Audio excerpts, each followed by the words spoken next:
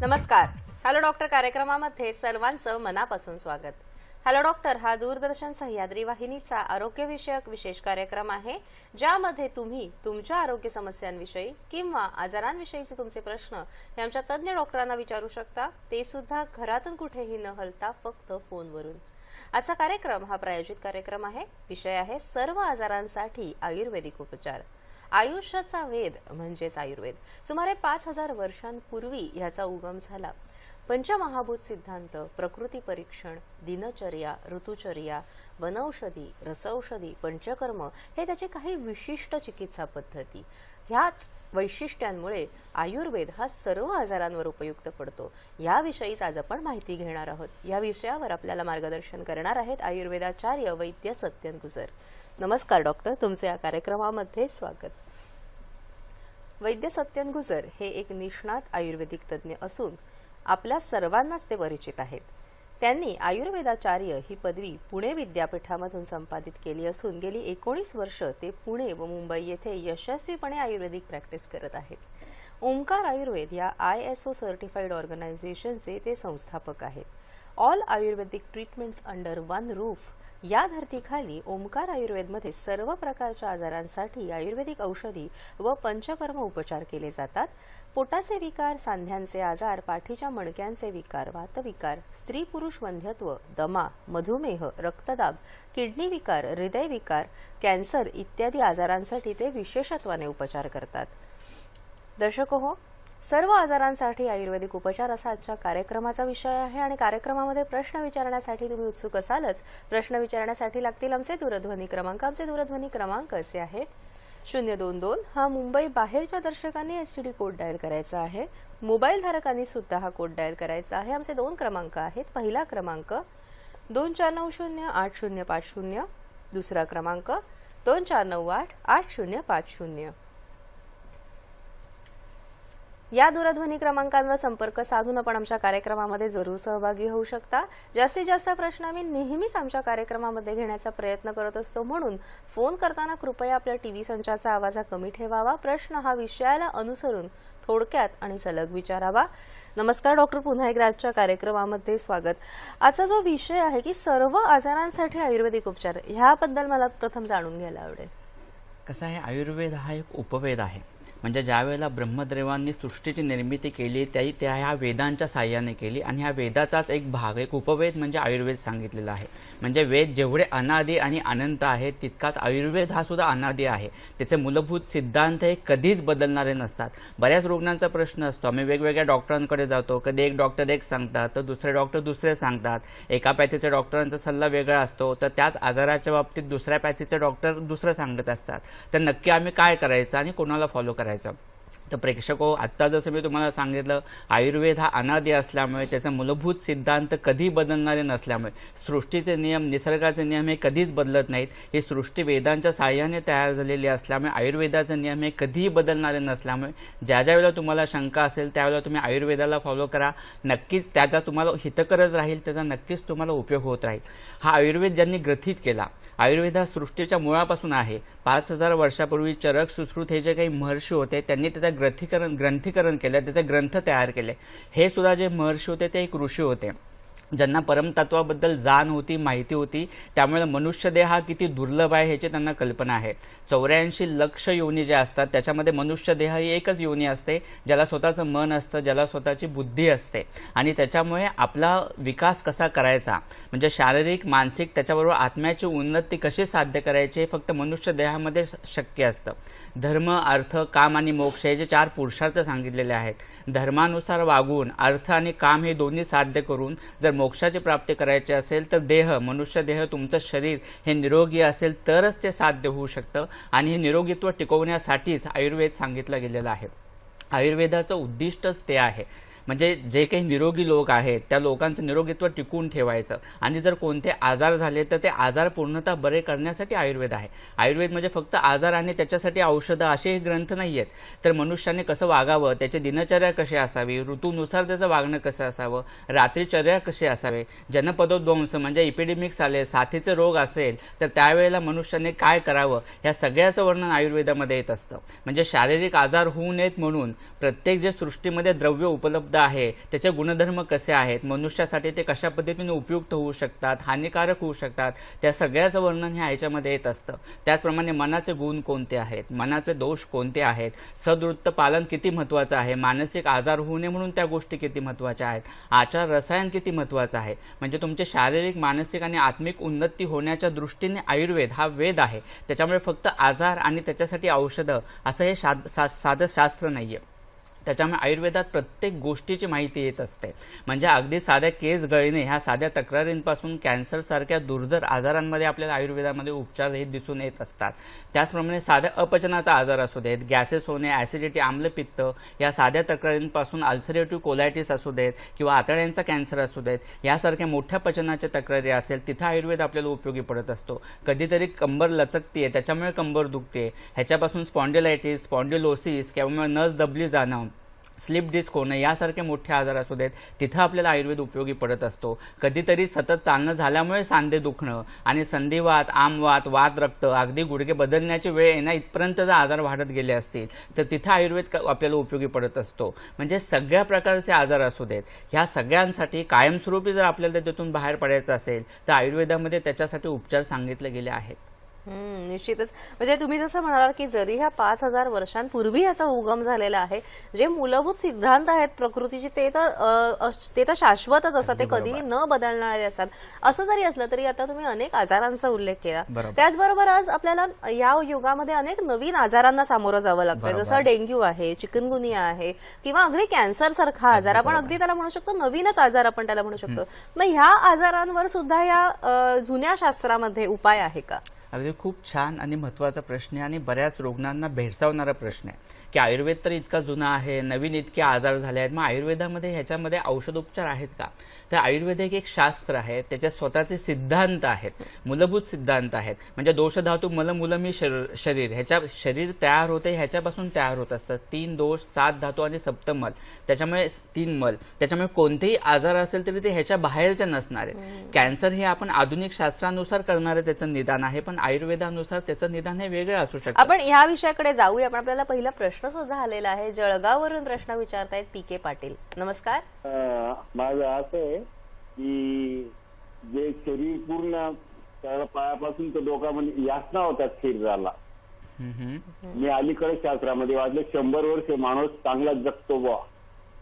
तरी पण माझी वय 50 असून सुद्धा म्हणजे कंबर दुखणे, टाचा दुखणे, गुडघ्यावर लोड येणे. मी शेती काम करतो तर एवढं आणि डोके म्हणजे एकदम असं गरम पाण्याने जसं एक शेवाळ्या असतात पाण्यातून काढल्या असतात तसंच शरीराचे टाचा म्हणजे एकदम आवरून गेला असतो.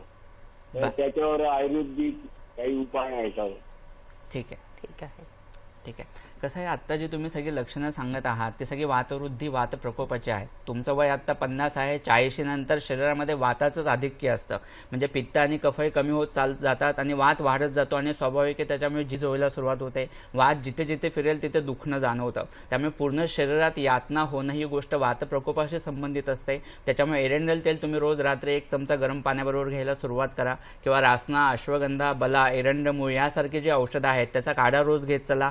साजूक तुपाचं सेवन करणं हे रोज खूप चांगलं राहील. रोज सकाळी पूर्ण अंगाला तेल लावून नंतर आंघोळ करा. ह्याचा उपयोग खूप चांगला होतो. वात कमी होण्यासाठी त्याचा उपयोग होईल चांगल्या पद्धतीने. बस्ती म्हणून एक पंचकर्माचा उपयोग होतो. शरीरातील वात बाहेर काढून टाकण्यासाठी बस्तीसारखं उत्तम काहीही नाही. हे सगळे उपचार तुम्ही करून घ्या, त्याचा नक्कीच तुम्हाला चांगल्या पद्धतीने उपयोग होईल. निश्चितच. आणि पुन्हा आपल्या प्रश्नाकडे कॅन्सर, अगदी ह्यावर उपाय आहे का? राईट. जसं आत्ता आपण म्हणलो की आयुर्वेदाचे स्वतःचे सिद्धांत असतात. आपण ॲलोपॅथिकनुसार कॅन्सरी निदान जरी करत असलो तरी आयुर्वेदानुसार त्याचं निदान काय आहे ही गोष्ट खूप महत्त्वाची आहे. म्हणजे समजा एखाद्याला जठराचा कॅन्सर असेल तर आपण आयुर्वेदानुसार त्याचं कफश गुल्म असं निदान करतो. एखाद्याला ब्लड कॅन्सर असेल तर आयुर्वेदानुसार त्याचं प्लिहोदर अशा पद्धतीने निदान असतं. काही कॅन्सरचं सांधिपातिक शोध, काहींचं अर्बुद, काहींचं विसर्प, अशा पद्धतीने वेगवेगळे निदान असतात. त्याच्यामुळे रुग्णाच्या त्याच्यामागचे हेतू काय आहेत, रुग्ण काय लक्षणं घेऊन समोर आलेला आहे, ह्या पद्धतीने आयुर्वेदानुसार त्याचं निदान केलं जातं आणि त्यानुसार उपचार आहेत. आपल्याला फक्त नाण्याची एक बाजूच माहिती असते. त्यामुळे कॅन्सरसाठी केमोथेरपीच आहे फक्त किंवा ऑपरेशनच केलं पाहिजे, रेडिएशनच केलं पाहिजे असं आपल्याला वाटत असतं, पण तशी गोष्ट नाहीये. या सगळे उपचार फक्त कॅन्सरच्या पेशी मारण्यासाठी म्हणून केले जातात. पण कॅन्सर का झालाय, शरीरात नक्की काय बदल झालेले आहेत म्हणून नॉर्मल पेशी तयार होण्याच्या ऐवजी ॲबनॉर्मल पेशी तयार होत आहेत या मूळ कारणांचा विचार करणं गरजेचं असतं आणि तिथपर्यंत जाऊन आयुर्वेदिक उपचार होत असतात किंवा विचार केला जातो आणि त्याच्यामुळे बऱ्याच कॅन्सरच्या पेशंटमध्ये सुद्धा आयुर्वेदिक रिझल्ट खूप चांगल्या पद्धतीने आपल्याला दिसत असतात. म्हणजे ज्या पेशंटमध्ये मेटास्टेसिस खूप वाढलंय, कॅन्सर सगळीकडे पसरलाय, आता काहीच करू शकत नाही, अशा केसेसमध्ये जर योग्य आयुर्वेदिक उपचार झाले, योग्य निदान झालं, रसायन चिकित्सा झाली तर त्याच्यामध्ये सुद्धा रिझल्ट खूप चांगल्या पद्धतीने दिसत असतात. हा कॅन्सर एक भाग झाला. साधे डेंग्यू, चिकनगुनिया कितीतरी पेशंट सध्या आपल्याला दिसत असतात. म्हणजे डेंग्यू होऊन गेलाय पण त्रास अजून नंतर भरपूर होतोय. चिकनगुनिया होऊन गेलाय, मागचे 4 वर्ष झालेत पण अजूनही सांधे खूप दुखतायत, गुडघे खूप दुखतायत, चालू शकत नाही, असे कितीतरी पेशंट असतात.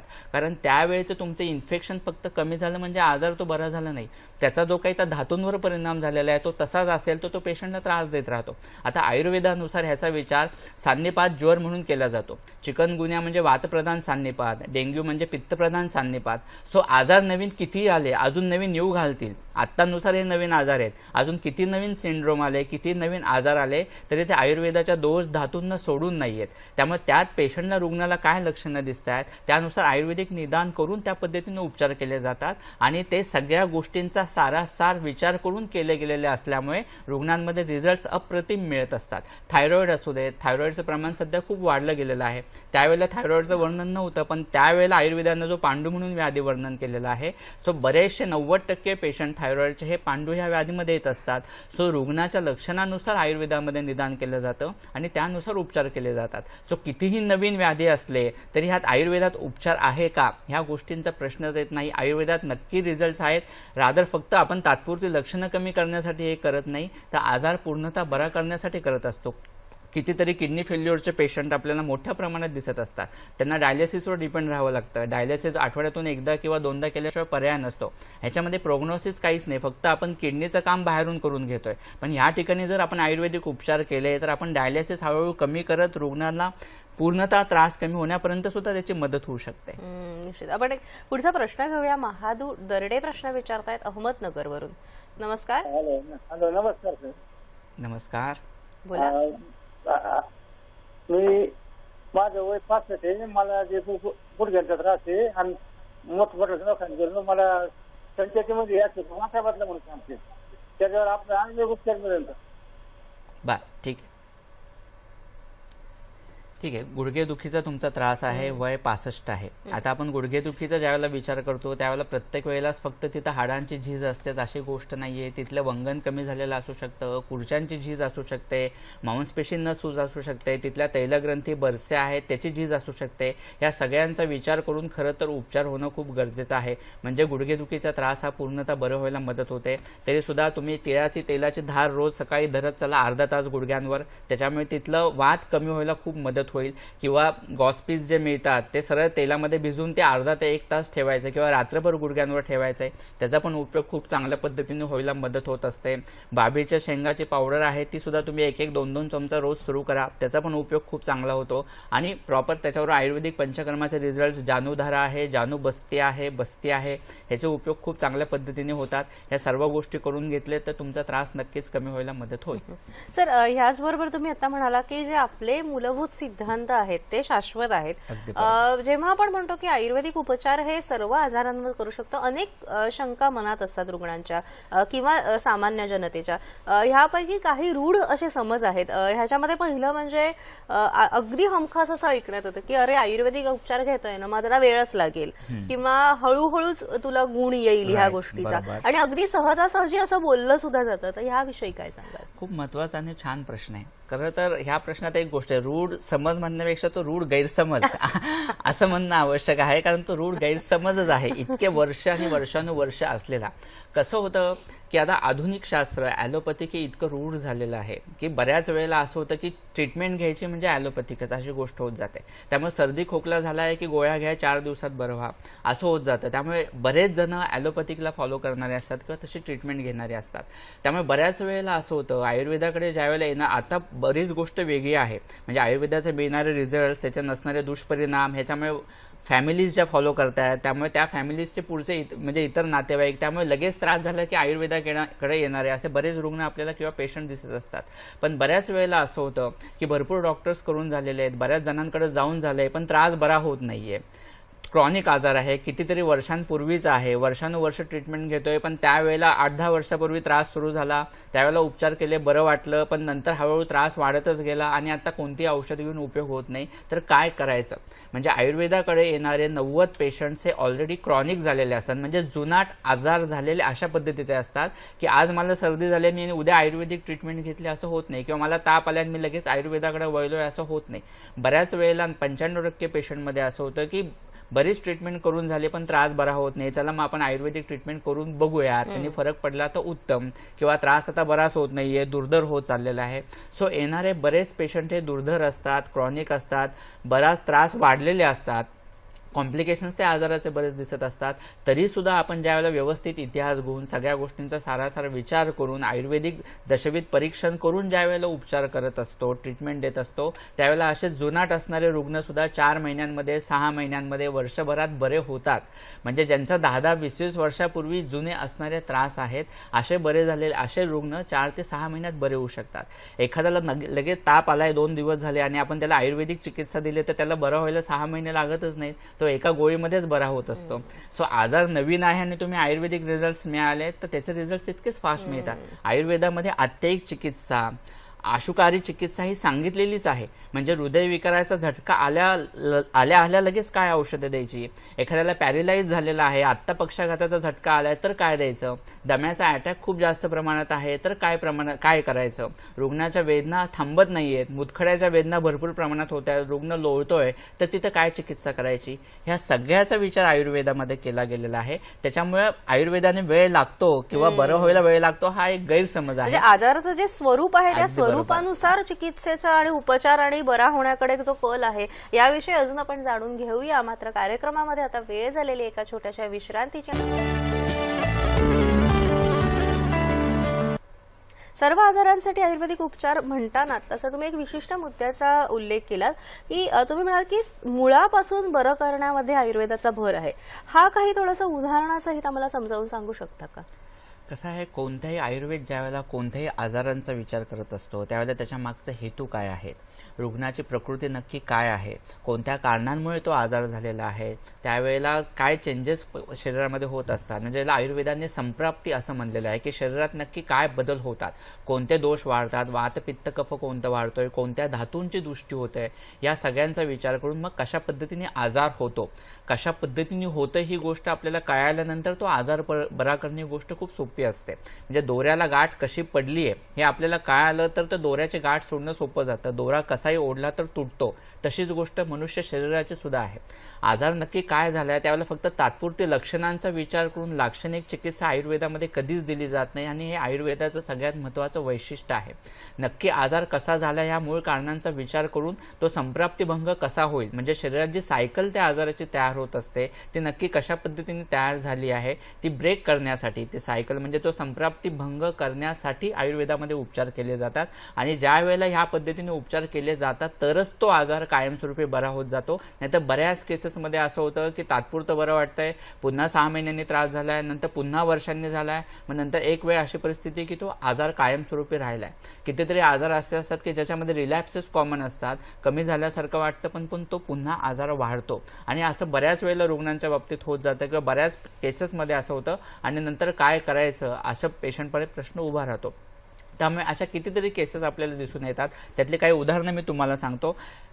कशा पद्धतीने आयुर्वेदामध्ये विचार केला जातो आणि कशा पद्धतीच्या केसेस असल्या की आपण आयुर्वेदिक ट्रीटमेंट केले की आपल्याला रिझल्ट मिळू शकतात. एक पेशंट अशीच रुग्ण, वय वर्ष 45, मागचे 20 वर्ष कंटिन्युअस त्रास, गॅसेस म्हणून सुरुवात झाली, फक्त पोट जड होत आहे, गॅसेस होत आहेत, अपचन जाणवत आहे, दुसरा काही त्रास नाही. नंतर त्रास 2-3 वर्षात इतका वाढत गेला की काही घेतलं तरी अन्न घशामध्ये अडकतंय, छातीत अडकतंय, पुढे सरकलंच जात नाहीये. ऍसिडिटी म्हणून कितीतरी वर्ष ट्रीटमेंट चालू होती पण त्रास बरा होत नव्हता. म्हणजे नंतर अशी परिस्थिती आली की एक घास गिळायचा म्हणला तरी तिला सोड्याचा ग्लास कडेला घेऊन बसावं लागत होतं.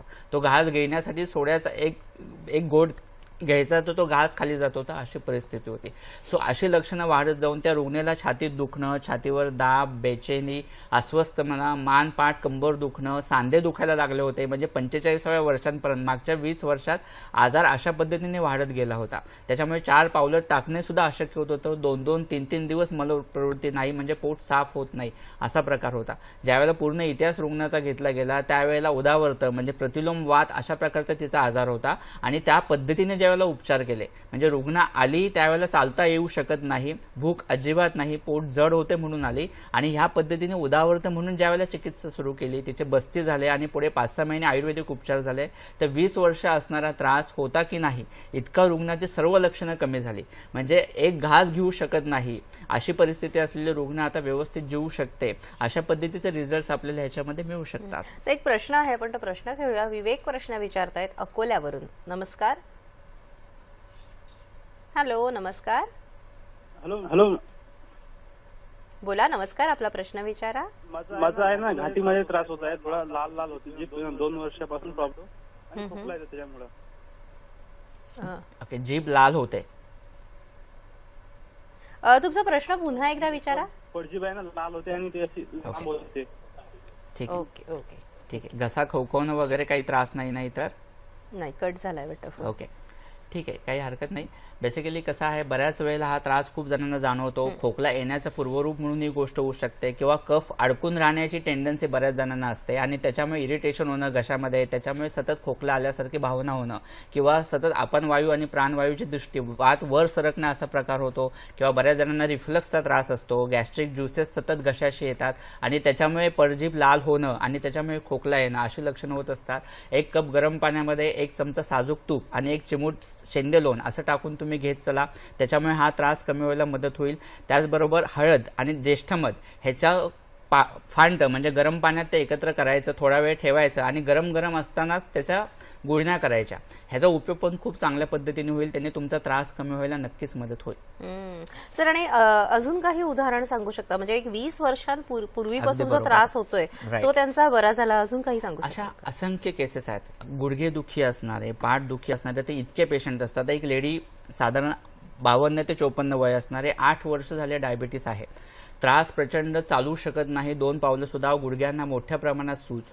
ज्यावेळेला एक्सरे MRI काढले तर हाडं पूर्णतः झिजली होती, बोनी स्पर्स होते, ऑस्टिओफाइट्स होत्या, हाडं वाढलेली होती, एकमेकांना घासली जात होती. त्यामुळे 2 पावलं चालायचं म्हणलं तरी प्रचंड कळा. पण वजन जास्त, त्याचा परिणाम गुडघ्यांवर जास्त प्रमाणात होतोय. डायबिटीस आहे आणि त्याच्यामुळे गुडघे बदलायचं म्हणले तरी बदलू शकत नाही, कारण डायबिटीस खूप वाढला असल्यामुळे अॅनेस्थेशिया एका बाजूला देऊ शकत नाही आणि ऑपरेशन पण करू शकत नाही. अशी परिस्थिती. अशा पेशंटमध्ये ज्यावेळेला उपचार सुरू केले त्यावेळेला सुरुवात तिची वातरक्तापासून झाली होती. अकॉर्डिंग टू वय ज्याप्रमाणे वात वाढत गेला तशी एका बाजूला झीज पण व्हायला सुरुवात झाली. या दोन्हीचा ॲडिटिव्ह इफेक्ट इतक्या मोठ्या प्रमाणात, त्यात वजन जास्त, डायबिटीस या सगळ्याचा परिणाम म्हणून जास्त प्रमाणात झीज होत गेली आणि आत्ताचं त्या स्वरूप आलं. अशी परिस्थिती असताना ज्यावेळेला काही पंचकर्म उपचार झाले, बस्ती म्हणून प्रकार असतो, जानुबस्ती, पिंडस्वेद, रक्तमोक्षण, हे सगळे पंचकर्म उपचार, आणि ज्यावेळेला 8 ते 9 महिने कंटिन्युअस आयुर्वेदिक उपचार झाले तर ती रुग्ण आता व्यवस्थित चालू शकते. म्हणजे 8 ते 9 महिन्याच्या ट्रीटमेंट नंतर जी 2 पावलं चालू शकत नाही ती आता व्यवस्थित चालू शकते, कोणाचाही सपोर्ट न घेता.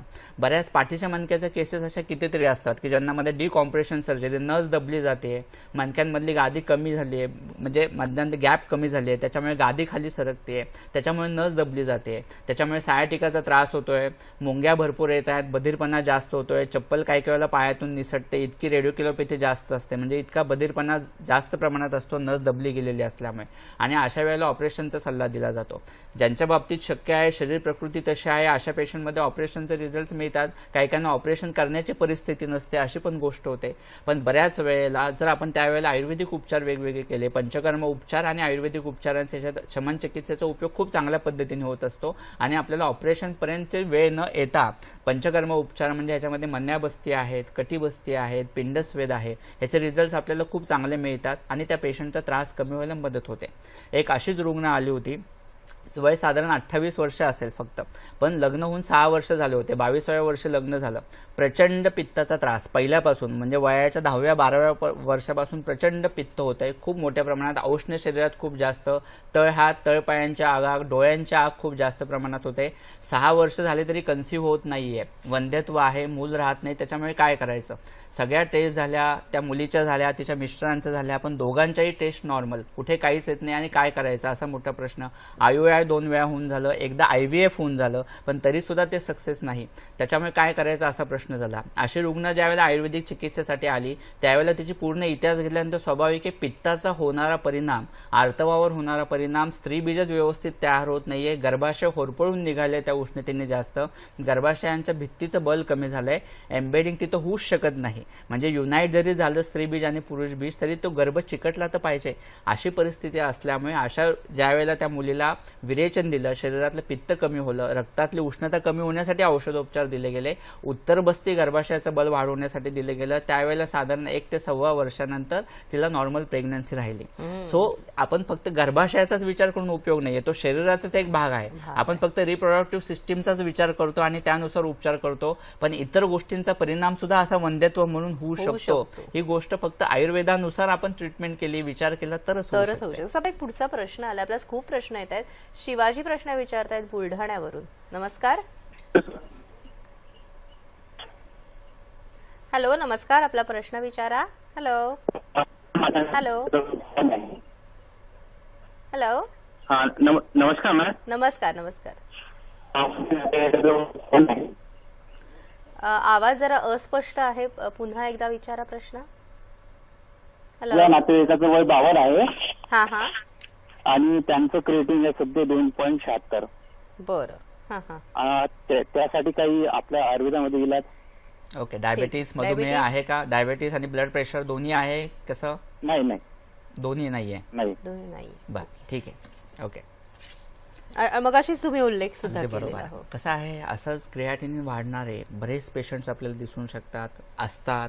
डायलिसिसवर डिपेंडेबिलिटी येत जाते, त्याच्यातून प्रोग्नोसिस तर काहीच नसतं. डायलिसिस एकदा करावं लागतं, नंतर ते हळूहळू 2दा करण्याची वेळ येते, पण रुग्णामध्ये फरक काहीच नसतो. हळूहळू लघवी पूर्णता बंद होत जाते, शरीर बारीक होत जातं, रुग्णाचा अशक्तपणा वाढत जातो. अशा बऱ्याच केसेस दिसत असतात. आता ह्याच्यामध्ये त्यांचा त्रास नक्की त्याच्यामागचं मूळ कारण काय आहे ही गोष्ट खूप महत्त्वाची आहे. 60% पेशंटमध्ये मधुमेह आणि रक्तदाबाचा इतिहास असतो. डायबिटीसमुळे किडनीवर होणारा परिणाम, बरेच वर्ष रक्तपित्त आहे म्हणजे ब्लड प्रेशर आहे आणि त्याचा किडनीवर होणारा परिणाम, ह्याच्यामुळे बऱ्याच वेळेला किडनीचं जे रुक्काचं जे स्नेहन कार्य आहे ते व्यवस्थित होत नाही आणि त्याचा परिणाम म्हणून हळूहळू किडनी फेल होत जाते. पण प्रत्येक वेळेला हेच कारण असेल अशी गोष्ट पण नाहीये. इतर आजारांचा परिणाम म्हणून सुद्धा, विषाक्तता म्हणून सुद्धा, ज्वराचा परिणाम म्हणून सुद्धा, वेगवेगळ्या इन्फेक्शनचा परिणाम म्हणून, नेफ्रायटिस होऊन त्याच्यामुळे होणारा परिणाम, बरेच वर्ष मुतखडे मोठे तसेच राहिलेले आहेत किडनीमुळे, त्याच्यामुळे सुद्धा किडनीवर परिणाम होत असतो, पांडूमुळे होत असतो. वेगवेगळी बरीच कारणं आहेत. सो त्यांचं निदान काय आहे? इतर आजारांप्रमाणे फक्त ह्या आजारासाठी हे औषध किंवा घरगुती औषध असं किडनी फेल्युअर सारख्या आजारांमध्ये उपयोग होत नाही. त्यामुळे कोणतेही तात्पुरतं घरगुती औषध करून त्यांना उपयोग नाहीये. त्यापेक्षा आयुर्वेदिक तज्ज्ञांचा तुम्ही सल्ला घ्या. नक्की त्यांचा किडनी फेल्युअर होण्यामागचं कारण काय आहे त्याचा विचार होणं गरजेचं आहे आणि त्यानुसार जर उपचार झाले तर अजून त्यांचं डायलिसिस सुरू झालेलं नसेल तर डायलिसिस दूर ठेवण्यासाठी म्हणून सुद्धा आणि किडनीचं फंक्शनिंग व्यवस्थित होण्यासाठी सुद्धा आयुर्वेदिक उपचारांचा उपयोग खूप चांगल्या पद्धतीने ह्याच्यामध्ये होऊ शकतो. तरी सुद्धा साजूक तूप, घरी तयार केलेलं चांगलं तूप, बाहेरचं विकतचं नाही. जेवणाच्या अगोदर 1 चमचा आणि नंतर 1 चमचा, ह्याला अवपीडक स्नेह असं म्हणतात. किडनीचं जर स्नेहनाचं कार्य, मेद आणि रक्तापासून किडनी तयार होत असते आयुर्वेदानुसार रुक्क, आणि हे रुक्काचं स्नेहनाचं कार्य ज्यावेळेला कमी होतं सगळ्यात पहिला इम्पॅक्ट किडनीवर तिथं होत असतो. सो ते स्नेहन अजून कमी होऊ नये म्हणून साजूक तूप सकाळ जेवणाच्या अगोदर आणि नंतर 1-1 चमचा गरम पाण्याबरोबर द्यायला त्यांना सुरुवात करा, जेणेकरून आजार तरी पुढे वाढत जाणार नाही आणि लगेच आयुर्वेदिक उपचार सुरू करा, जेणेकरून त्यांचं डायलिसिस पर्यंत जाण्याची वेळ येणार नाही. निश्चितता घेऊया एक छोटीशी विश्रांती. सर्व आजारांसाठी जेव्हा आपण आयुर्वेदिक उपचारांची माहिती घेत आहोत तेव्हा एक फार महत्त्वाचा प्रश्न असतो की अनेक वेळेला काय होतं की एखादा रुग्ण जेव्हा आजारी पडतो तेव्हा तो डॉक्टरकडे जातो आणि मग त्याला डॉक्टर साहजिकच अनेक टेस्ट सांगतात. मग कधी ब्लड टेस्ट असेल, एक्सरे असेल, MRI असेल, कधी कधी CT स्कॅन करावा लागतो. पण अनुभव असा येतो अनेकांना की जेव्हा तो आयुर्वेदिक डॉक्टरकडे जातो तेव्हा ते सांगतात की नाही, आधी आम्ही आमचं नाडी परीक्षण करणार आहे किंवा जे काही आपलं परीक्षण आहे. तर म्हणजे ह्या काही इतर तपासण्या होतच नाहीत का आयुर्वेदामध्ये? खूप छान आणि महत्त्वाचा प्रश्न आहे. रुग्णाच्या मनात ज्या शंका येतात त्यातली ही खूप महत्त्वाची शंका असते. आता पण त्यांना अनुभव वेगवेगळे आलेले असतात की आपण ज्यावेळेला जातो त्यावेळेला भरपूर टेस्ट केल्या जातात, त्या टेस्टचे रिपोर्ट घेऊन जातात, मग त्यानुसार निदान होतं, मग उपचार सुरू होतात. मग आपण आयुर्वेदिक चिकित्सा सुरू करण्याच्या अगोदर अशा कोणत्या टेस्ट केल्या जातात का किंवा करणं आवश्यक आहे का फक्त नाडी बघूनच वैद्यांना सगळ्या गोष्टी लक्षात येतात? पण नाडी परीक्षा ही आयुर्वेदातली खूप महत्त्वाची परीक्षा आहे. ती एकच परीक्षा आहे किंवा त्यानेच फक्त निदान होतं अशी गोष्ट नक्की नाही. दशविध परीक्षण हे आयुर्वेदाने सांगितलेलं आहे. रुग्णाचं परीक्षण कसं करावं या 10 वेगवेगळ्या गोष्टी असतात, त्या सगळ्याचा विचार करून त्याचं परीक्षण केलं जातं. दर्शन, स्पर्शन, प्रश्न चिकित्सा हे परीक्षा असते, त्याचा उपयोग केला जातो आणि या सगळ्याचा एकत्रित उपयोग विचार करून, या सगळ्यांचा उपयोग करून मग नंतर निदान केलं जातं. आणि स्वाभाविक आहे ज्यावेळेला आयुर्वेदाकडे पेशंट येतो त्यावेळेला जसं मी अगोदर म्हणलं त्यावेळेला आत्ताच आजार झालाय आणि लगेच आयुर्वेदाकडे आलाय असे पेशंट फक्त 4 ते 5% असतात. 90 ते 95% रुग्ण आजार बरा होत नाहीये, भरपूर फिरून झालाय. त्यामुळे ज्यावेळेला वैद्यांकडे येतो त्यावेळेला एक नाही 8-8, 10-10 फाईल घेऊन येतो. एकच फाईलने सुद्धा काही होत नाही, भरपूर एक गठ्ठाच घेऊन येतो, अशी परिस्थिती असते.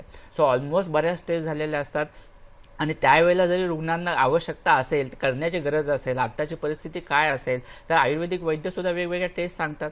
ही एक प्रकारची टेक्नॉलॉजी आहे आणि आपल्याला निदान होण्यासाठी जर त्या टेस्ट करून नक्की रुग्णाला काय झालंय याचा जो उपयोग होत असेल तर त्याचा उपयोग हा नक्कीच केला पाहिजे. सो MRI असू दे, एक्सरेज असेल, जर आम्हाला आवश्यकता असेल तर आम्ही सुद्धा रुग्णांना ह्या गोष्टी करायला ह्या सांगतच असतो. राहिली गोष्ट नाडी परीक्षणाची, तर नाडी परीक्षण ही गोष्ट खूप महत्त्वाची आहे.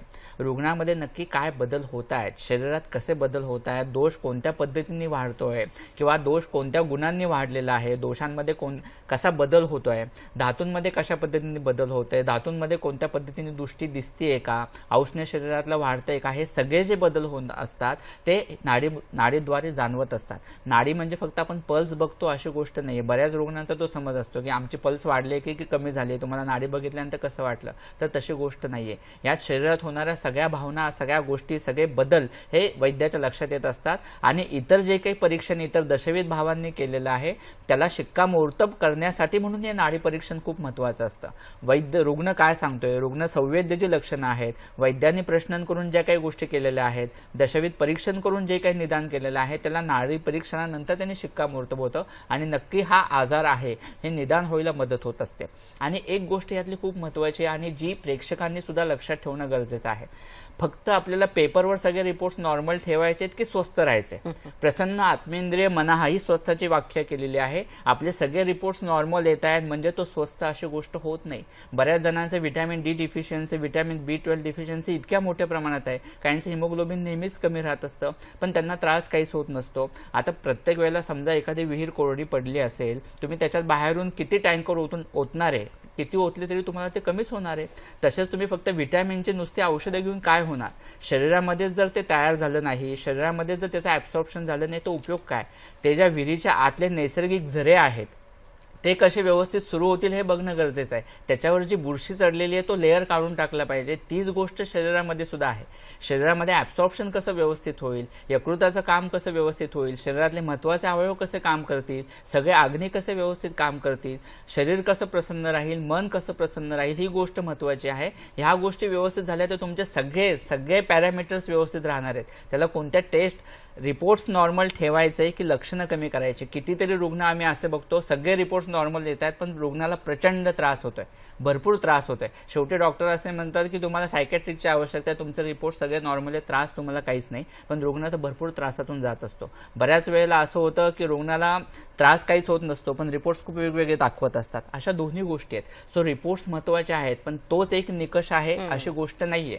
तुम्ही तुमचे निदान व्यवस्थित करण्यासाठी रिपोर्ट्सचा उपयोग करा पण रिपोर्ट्सवर डिपेंड राहू नका. बरेच कितीतरी पेशंट असे आहेत सगळे रिपोर्ट्स नॉर्मल म्हणजे त्रास काही नाही पण रिपोर्ट्स वेगवेगळे येतात म्हणून 15-15, 20-20 गोळ्या घेणार आहेत का तर ह्याची डिफिशियन्सी आहे, ते वाढलंय, ह्याच्यात हा पॅरामीटर बदललाय.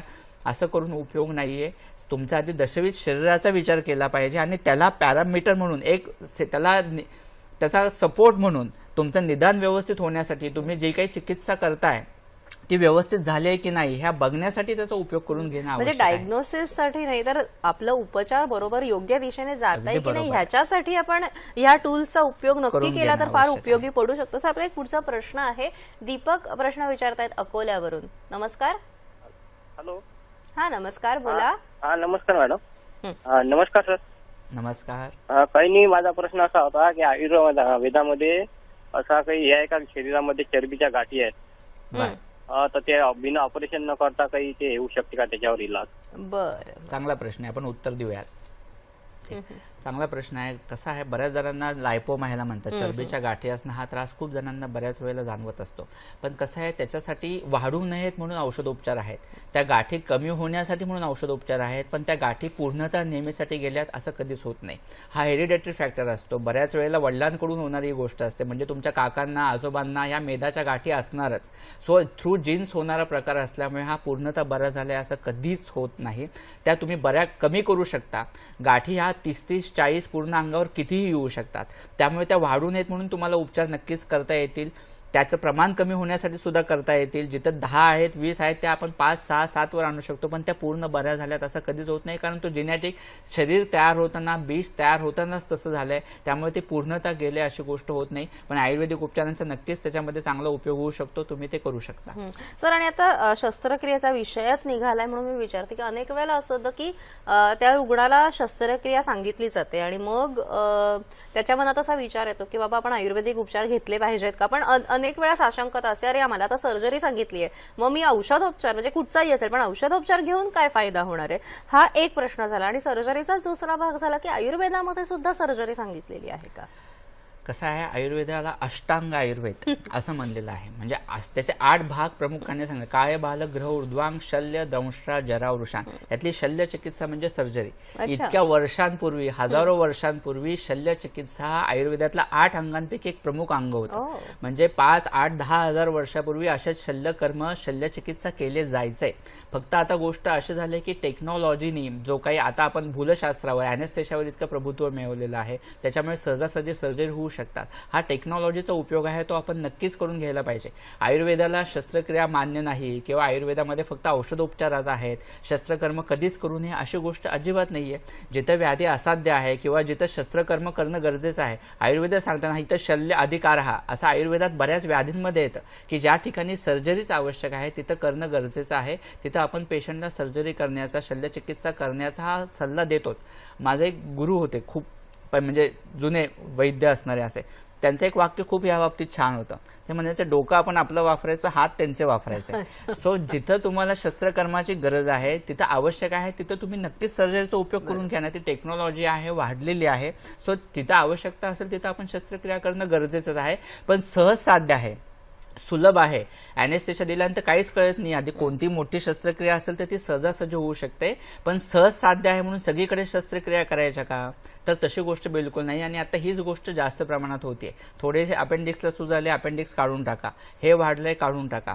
पण शरीराचा एखादा भाग आपण काढतोय, शरीरामध्ये आपण इंटरप्ट करतोय, कुठेतरी कट्स घेतोय, त्या धातूंवर त्याचा परिणाम होतोय. त्याच्यामुळे शस्त्रक्रिया कर्म खरंच गरजेचं आहे का ह्याचा आधी विचार होणं गरजेचं आहे. त्याच्यामुळे आधी कोणतीही तुम्ही शस्त्रक्रिया करण्यापूर्वी आयुर्वेदिक तज्ज्ञांचा सल्ला घ्या. ती गोष्ट खूप महत्वाची आहे की शस्त्रक्रिया करणं गरजेचं आहे का, अशी शस्त्रक्रिया टळू शकते. कितीतरी अशा शस्त्रक्रिया आहेत की ज्या प्रॉपर आयुर्वेदिक उपचार झाल्यानंतर तुमच्या अवॉइड होऊ शकतात. कितीतरी मूळव्याधीचे पेशंट असतात की जे ऑपरेशन करणारे असतात, ऑपरेशन करून सुद्धा पुन्हा त्रास होतो, फिशरचा त्रास आहे म्हणून ऑपरेशन करणारे असतात, गुदभाग पूर्णतः बाहेर येतोय त्याच्यासाठी ऑपरेशन करणारे असतात. पण या सगळ्या गोष्टी आयुर्वेदाने बऱ्या होऊ शकतात शास्त्राने, औषधोपचारांनी. कफज अर्श जर असतील, खूप मोठे मोठे कंब आहेत आणि त्रास होत नाही, तिथं आयुर्वेदाने शस्त्रकर्म करायला सांगितलंय, तिथं तुम्हाला शस्त्रकर्म करणं गरजेचंच आहे. पण इतर ठिकाणी तुम्हाला औषधांचा उपयोग चांगला होऊ शकतो. आत्ता आपण बघितलं, पाठीच्या मणक्याशी संबंधित स्पॉन्डिलायटिस असेल, स्पॉन्डिलोसिस असेल किंवा डिस्क दबली जाते, सायाटिकाचा त्रास आहे, तर तिथं आयुर्वेदिक उपचार आणि पंचकर्म उपचारांनी फरक पडतो.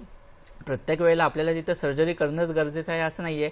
बऱ्याच वेळेला गुडघे बदलण्याचा सल्ला दिला जातो. थोडीशी झीज झाली लगेच बदलून टाका, आता काही एवढं अवघड नाहीये, नंतर तुम्हाला काही त्रास होणार नाही. पण तशी गोष्ट नाहीये. त्याचे सुद्धा लिमिटेशन्स असतात, त्याचा सुद्धा शरीरावर होणारा परिणाम असतो. शरीराने तो गुडघा बाहेरची फॉरेन बॉडी ऍक्सेप्ट करणं गरजेचं असतं. ते जर केली गेली नाही तर होणारे त्रास खूप मोठ्या प्रमाणामध्ये असतात. सायनसचा त्रास असेल त्याच्यासाठी सर्जरी केली जाते. हेअर ट्रान्सप्लांट असू देत, केस गळतायत म्हणून त्याच्यासाठी आयुर्वेदिक उपचार खूप चांगल्या पद्धतीने आहेत. डोळ्यांच्या संबंधित कितीतरी शस्त्रक्रिया असतात, त्याच्यासाठी आयुर्वेदिक उपचार खूप चांगल्या पद्धतीने सांगितलेले आहेत. बऱ्याच वेळेला हृदयाशी संबंधित ब्लॉकेजेस बायपास होऊन झाली आहे, अँजिओप्लास्टी झाली, पण तरी पुन्हा त्रास होतोय, तिथं काय करायचं असा रुग्णांना प्रश्न असतो. अशा ठिकाणी आयुर्वेदिक उपचार खूप चांगल्या पद्धतीने उपयोगी होतात. म्हणजे डबल वेसल डिसीज 80% 90% ब्लॉकेजेस असलेले रुग्ण आयुर्वेदाने ते ब्लॉकेजेस गेलेले जिथे आहेत. आवश्यकता आहे तिकडे सर्जरी आयुर्वेदामध्ये सुद्धा सांगितलेली आहे. पण जिथे आयुर्वेदाच्या दृष्टिकोनातनं सर्जरीची गरज नाहीये, ॲलोपॅथीच्या दृष्टीने असेल पण आयुर्वेदाच्या दृष्टीने जिथे गरज नाहीये तिथे आपण सहजासहजी आयुर्वेदिक उपचार नक्कीच करू शकतो. दर्शको, तुमचे प्रश्न आम्हाला येऊ द्या. मात्र कार्यक्रमामध्ये आता घेणार आहोत एक छोटीशी विश्रांती.